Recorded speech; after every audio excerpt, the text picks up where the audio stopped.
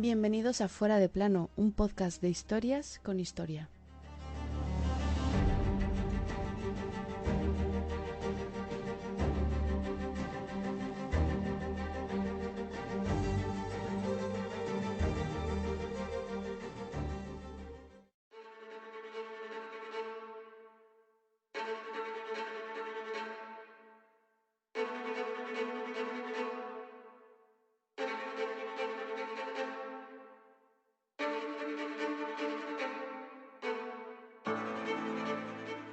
Hablo en español a Dios, en italiano a las mujeres, en francés a los hombres y en alemán a mi caballo. El autor de esta absurda frase y protagonista de nuestro Fuera de Plano de hoy, el 24 de febrero de 1530 se ponía por fin la corona que tantos años llevaba deseando, por la que tanto había luchado, la del emperador del Sacro Imperio Germánico. Ese hombre era Carlos I de España y V de Alemania, que es ese el que más nos interesa hoy. El día que cumple 30 años, por fin se ceñía la ansiada corona, aunque el camino no fue nada fácil.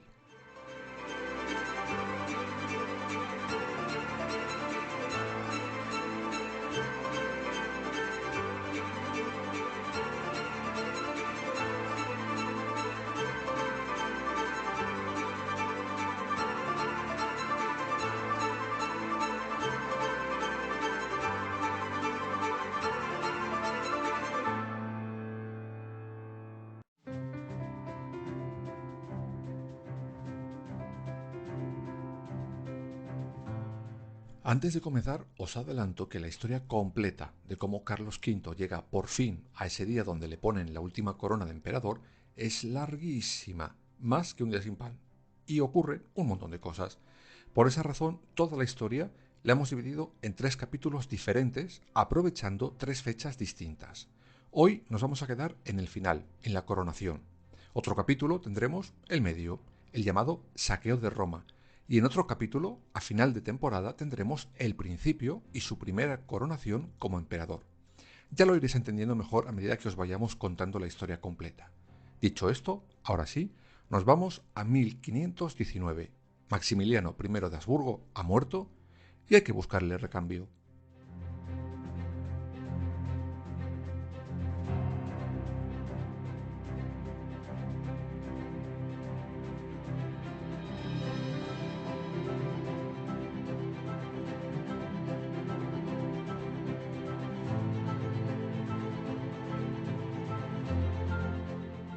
En aquel año, el emperador del Sacro Imperio Germánico, Maximiliano I, muere, y aunque su heredero natural debía de ser nuestro protagonista de hoy, Carlos V, pues era su nieto, el cargo debía ser votado por los grandes electores.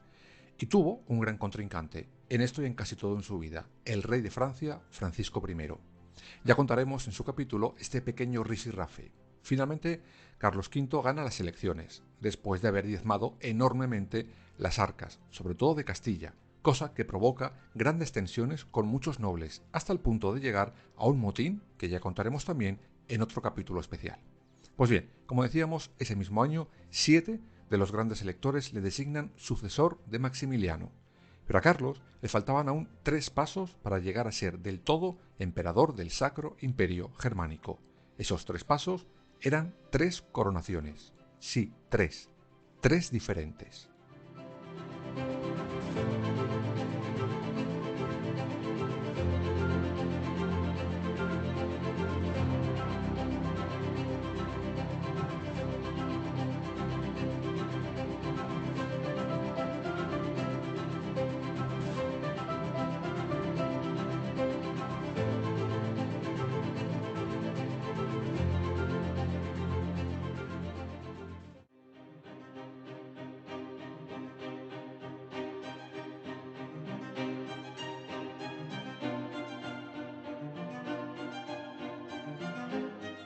La primera de ellas es la que contaremos en la tercera parte de la historia. Es la coronación como emperador de romanos. Hoy solo os diré que se celebra en Aquisgrán el 23 de octubre de 1520.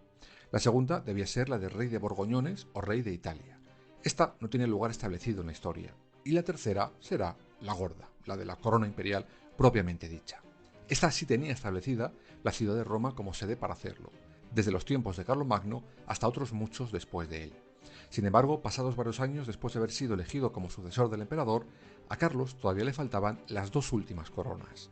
Si bien es cierto que la coronación final en Roma es algo que estaba bastante en desuso, pues su propio abuelo no fue coronado allí, a Carlos le importaba especialmente que a él sí le coronara el Papa. ¿Pero por qué? Pues básicamente porque su abuelo solo se quedó gobernando en sus territorios de Alemania. Sin embargo, Carlos tenía un gran imperio por todas partes. Por la parte de su abuelo, el Habsburgo, y por la parte de sus abuelos, los reyes católicos. Por eso, para su idea de imperio, necesitaba sí o sí que el Papa de turno le coronara, y además en Roma. Pero había un pequeño problema. 2 años antes de llegar a ese acuerdo, los hombres del rey / emperador habían saqueado la ciudad eterna y secuestrado al mismísimo Papa. Así que imaginaréis que muchas ganas, lo que se dice muchas, este Papa no tenía.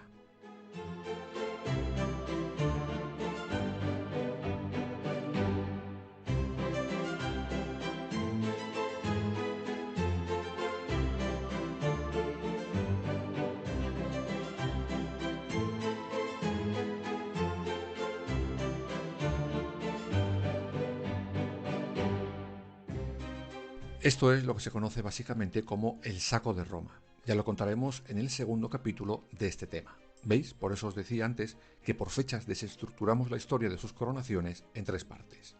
Pero en resumen, todo vino precipitado por algo que llamaron la Liga del Cognac. Esta unión extraña se forma para pararle los pies al propio Carlos V. No querían tanto poder en una sola mano. Esta liga está compuesta por Francia, con el perdedor de las elecciones imperiales, Francisco I, por Venecia, Florencia y Milán, que siempre habían mostrado su desprecio por aquel imperio germánico. ¿Y quién organizó aquella cuadrilla anti-Carlos V?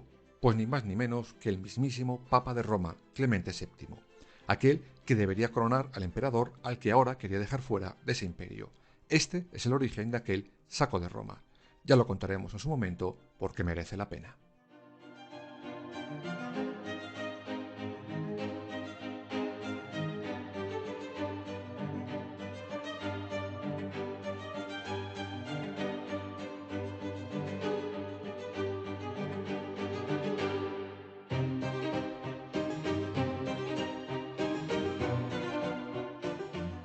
En fin, cuando el Papa 2 años después está negociando un tratado con Carlos V para la paz y el amor entre ellos, el emperador consigue que el Papa, Clemente VII, acceda a coronarle emperador del Sacro Imperio Germánico. Pero lo que no podrá ser es el lugar. En Roma todavía miran con malos ojos a los españoles, no sé muy bien por qué. De hecho, hoy en día, algunos nos lo recuerdan cuando viajamos a su país. Se ponen a pensar y deciden que la última corona Carlos V la recibirá en una ciudad que pertenecía a los estados pontificios, pero cercana a Milán, que por aquel entonces estaba en manos del emperador. Esa ciudad era Bolonia.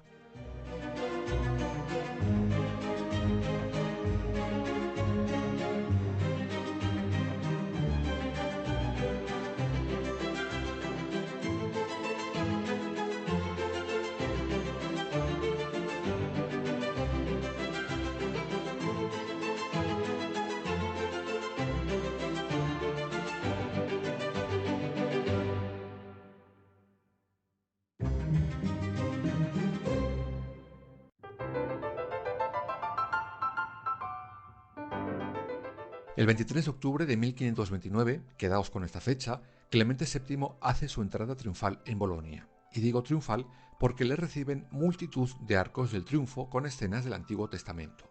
Se supone que simbolizan el acuerdo entre la Iglesia y el Imperio.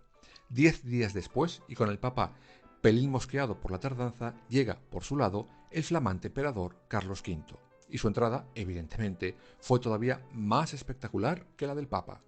Más parecía un César de la antigua Roma cuando volvía victorioso de una batalla que de la entrada de un emperador de aquellos años. Se levantaron arcos del triunfo de Neptuno y Baco, con imágenes de los más grandes emperadores como Julio César, Tiberio, Tito, Trajano. Por otro lado, estatuas de generales romanos como Escipión. En otro arco aparecía Constantino y Carlomagno. Pero entonces, una pequeña duda. Si a primeros de noviembre de 1529 el que iba a coronar y la cabeza del que iba a ser coronado ya estaban en el mismo lugar, es decir, en Bolonia, ¿por qué os he dicho que la coronación se realiza el 24 de febrero de 1530, es decir, 3 meses después? Pues básicamente porque Carlos V era un antojitos y quería que la corona se la pusieran exactamente el mismo día en el que él cumplía 30 añitos.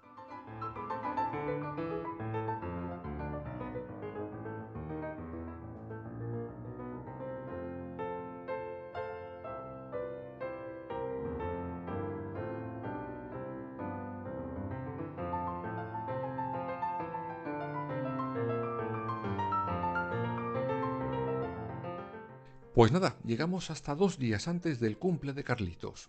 Como os he dicho, antes al emperador le faltaban 2 coronas, y la segunda, evidentemente, debía colocarse antes que la grande, la tercera. Eso ocurre el 22 de febrero de 1530. Ese día, el Papa le coloca la corona de hierro de los lombardos. Se supone que se llama así porque incorporaba una banda de hierro hecha con un clavo usado en la crucifixión de Cristo.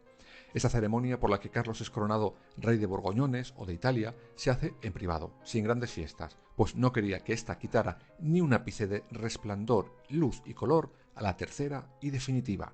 Esa llegará por fin 2 días después, el 24 de febrero.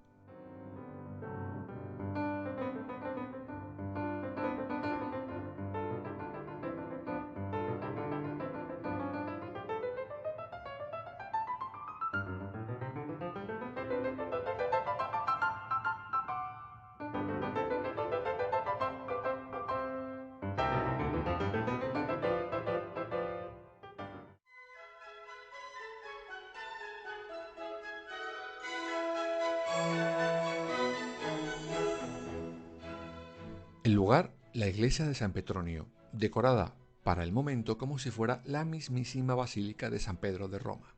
Todo estaba previsto y planeado. Sabían que acudirían multitud de curiosos, por eso deciden, por ejemplo, construir un puente de madera que uniría el palacio, donde residían esos meses tanto el Papa como el Emperador, con la escalera de la iglesia.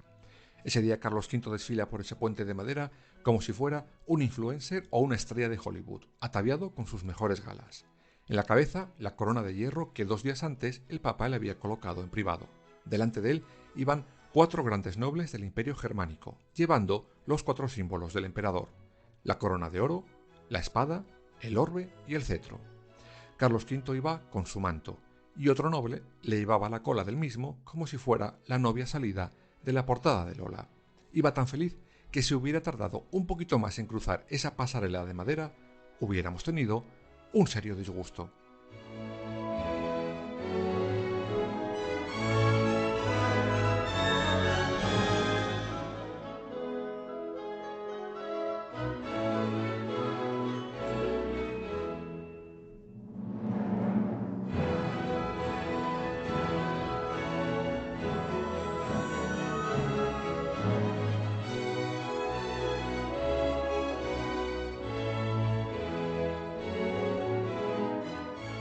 Justo después de cruzar la pasarela se hundió, lo que provocó al menos 3 muertos entre los espectadores y multitud de heridos graves. Algunos interpretaron ese accidente como un castigo de Dios por el saqueo de Roma y el secuestro del Papa. Sea como fuere, ese accidente no hizo ni por un segundo que Carlos V cambiara de planes. Faltaría más.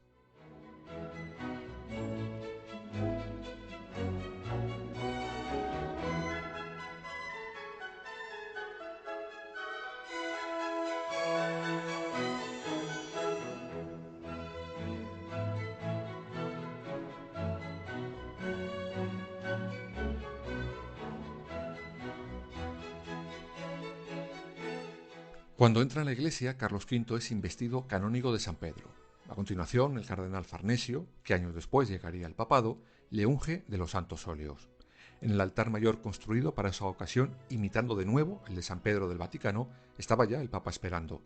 Cuando Carlos llega, el Papa le entrega primero la espada. Eso le da derechos sobre la guerra, imponiéndole así la defensa de la fe católica y la obligación de tomar las armas para defenderla. Después le coloca en la mano izquierda el cetro y en la derecha el orbe dorado, que representa el mundo, símbolo de que le entregaba el imperio. La ceremonia culmina cuando por fin Clemente VII le coloca en la cabeza la diadema de oro de los emperadores, llamada también corona de los Césares. Ahora sí, por fin, Carlos V tenía las 3 coronas que le hacían brillar como el gran y todopoderoso emperador del Sacro Imperio Germánico. Después de arruinar Castilla, Un motín, una guerra, un saqueo y un secuestro. Por fin, ya lo había conseguido todo. Ahora sí, Carlos I de aquí y V de allí era ya emperador con letras grandes.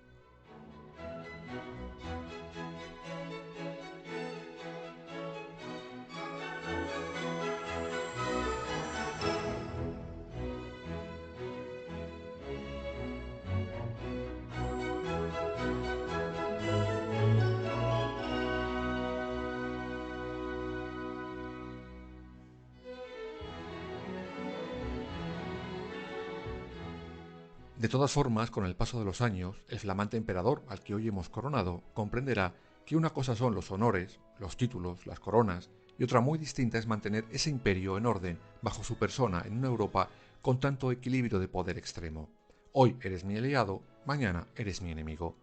Quizás por eso, 20 años después de lo que hoy hemos vivido, Carlos V decidió quitarse en vida todas las coronas por las que años antes tanto había suspirado y se retira a un convento.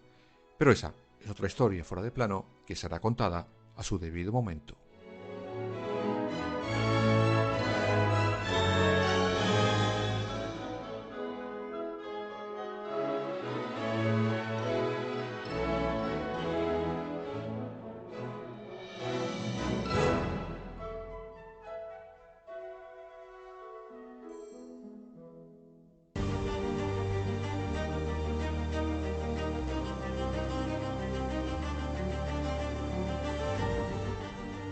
Fuera de plano. Suscríbete en las principales plataformas y síguenos en nuestras redes sociales, Instagram, Twitter y Facebook. Fuera _de plano.